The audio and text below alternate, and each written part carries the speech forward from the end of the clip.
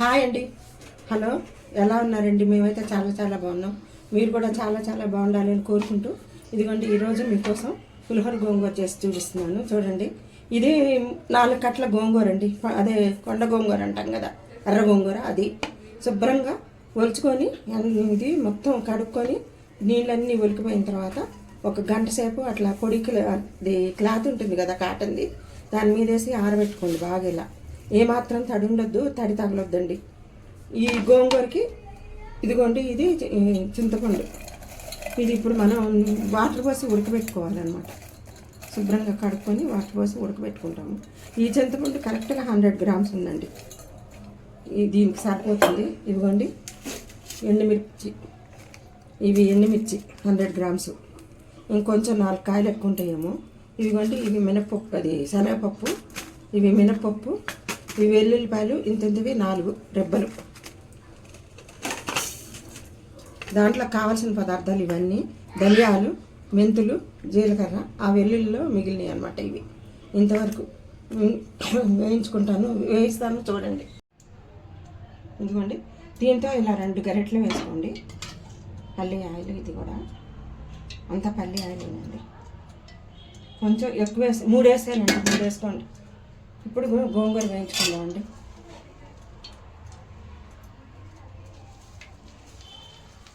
ఇది దగ్గర ఉండి చెయ్యి అటు ఇటు విడవకుండా కలుపుతూ ఉండండి, అడుగంటకుండా.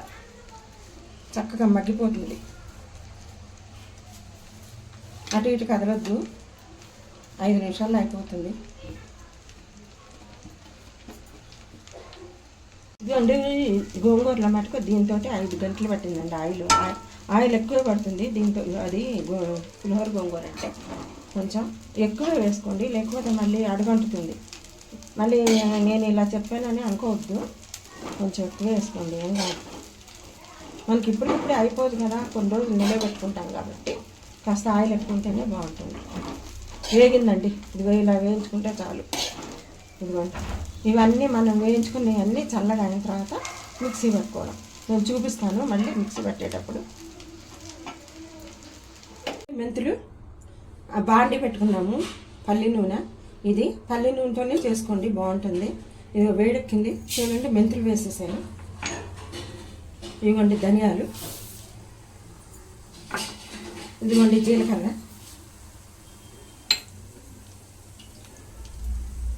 అన్నీ విడివిడిగా దేనికి అది సపరేట్గా వేయించుకోండి. అన్నీ కలిపి మటుకు వేయించుకోవద్దు.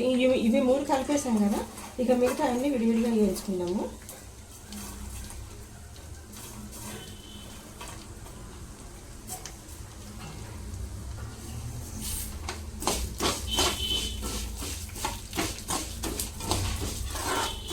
దోరగా వేయించుకోండి.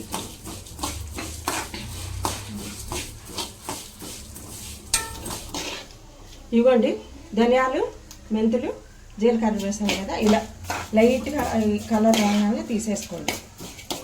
ఇవి వేగినట్టండి. ఇదిగోండి ఇప్పుడు అవి వేయించుకున్నాం కదా ధనియాలు, అవి ఇప్పుడు ఈ శనగపప్పు, ఇదిగోండి మినపప్పు, ఇవి కొంచెం లైట్గా అలా వేడైన తర్వాత ఎండుమిర్చి వేస్తున్నాం.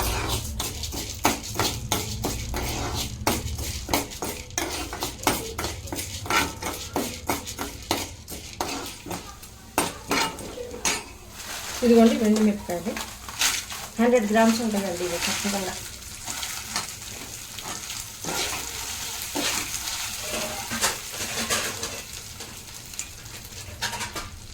ఆయిల్ సరిపోకపోతే మళ్ళీ వేసుకోండి.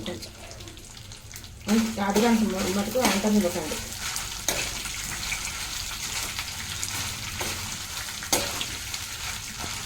ఇదిగోండి ఇప్పుడు వెల్లుల్లిపాయలు కూడా వేద్దాం.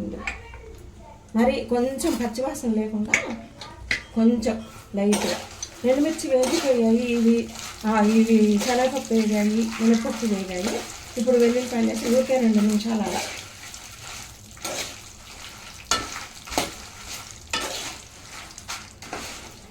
కొంచెం పచ్చివాసన పోతుందండి వెల్లుల్లిపాయలకి, అప్పుడు కమ్మగా పచ్చడి సువాసన వస్తూ బాగుంటుంది అన్నమాట వేసుకుంటే. ఆ పచ్చివాసన పోయి చూడండి, అంత బాగా చూసి నేను ఎలా చేస్తున్నానో అలా చేసుకోండి. మీకు చక్కగా చాలా రుచిగా టేస్ట్గా బాగా వస్తుంది. కొత్తగా పెళ్ళైన వాళ్ళు కానీ బ్యాచిలర్స్ కానీ ఎవరైనా చూసి చాలా ఈజీగా నేర్చుకోవచ్చు. ఒక్క 20 నిమిషాలు మంది కాదనుకుంటే పచ్చడి రెడీ అయిపోతుంది. హాయిగా 2 నెలలు అని దాచుకొని తినవచ్చు. ఏ ఇబ్బంది లేకుండా అప్పటికప్పుడు ఏం కావాలి అంటే చక్కగా ఇంత ముద్దపప్పు వండుకున్నామంటే కొంచెం నెయ్యి వేసుకొని ఆ ముద్దపప్పుతో కలుసుకొని తింటే ఆహా అనుకుండా ఉండలేము, అంత బాగుంటుంది. ఇవి అయిపోయాయండి, తీస్తాను. ఇదిగోండి, ఇది కరివేపాకు మనం కడిగి పెట్టుకున్నాము. బాగా గుప్పడికి అంటే ఎక్కువ ఆయిల్ అక్కర్లేదు, ఆల్రెడీ అది ఆయిలే కదా. దాన్ని దీనిలో కొంచెం అట్లా వేసుకుంటే తడి లేకుండా.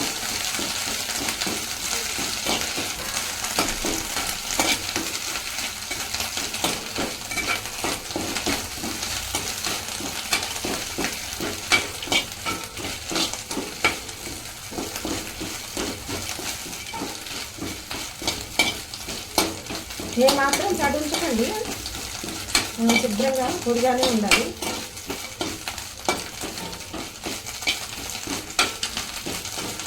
ఇది కూడా కడిగి ఆరబెట్టుకుంటే గోంగూర పాటు అయిపోయేది కానీ మర్చిపోయానండి. అందుకని చెప్పేసి ఇప్పుడు కడిగి తడి లేకుండా వేసుకున్నాను అనమాట. అవి ఒకేసారి మీరైతే అలా చేయండి. గోంగూర టమాటా కడిగేసి ఇది కూడా గోంగూరలో కలిపోయినా సరే ఇట్లా ఆరబెట్టేసుకుంటే ఈ గోంగూర టమాటా కలిపి వేయించుకోవచ్చు.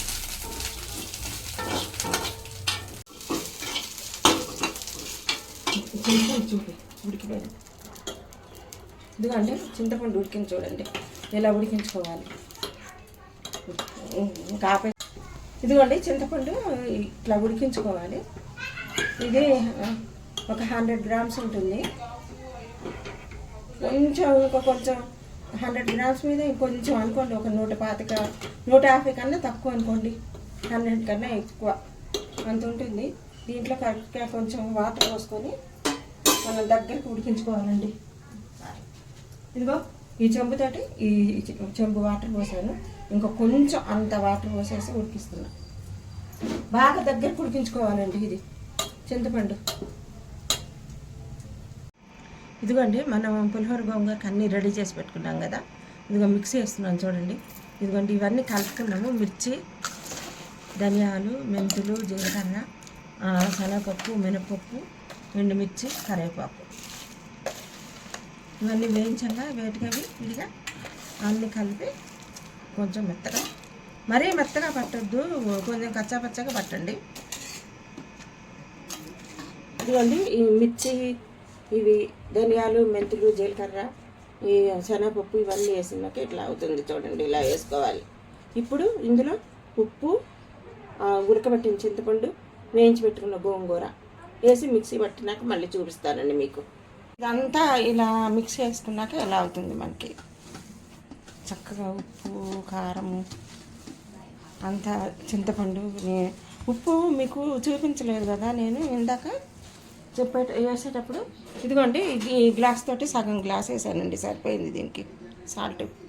అదే మేము కల్లుప్పు అంటాం కదా, అది ఎండబెట్టుకొని మిక్సీ పట్టుకున్నాను అనమాట. ఉప్పు, ఆ ఉప్పు సగం గ్లాస్ కొన్నా కొంచెం ఎక్కువ వేసుకోండి, కరెక్ట్గా సరిపోతుంది దీనికి. ఇప్పుడు దీంట్లో పోపు వేసుకున్నాము. ఆయిల్ పెట్టానండి ఆల్రెడీ, వేడెక్కింది. ఇదిగోండి 2 ఎండుమిర్చి, 2 స్పూన్లు ఆవాలు, ఇదిగో 1 స్పూన్ జీలకర్ర, అంతే మేము వేసేది ఇంతవరకే.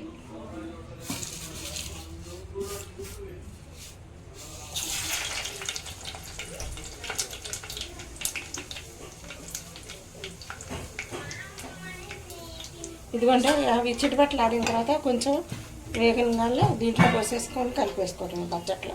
చల్లారిన తర్వాత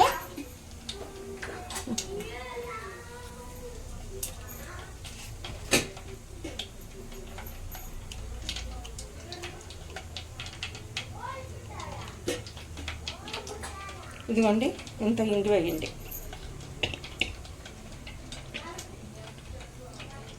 ఇదిగోండి ఇంగు పొడి.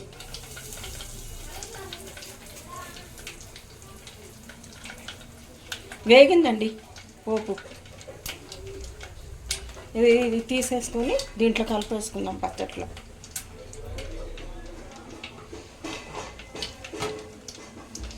ఆయిల్ కొంచెం ఎక్కువ పడుతుంది, మొత్తం మింగేసేస్తుంది గోంగూర.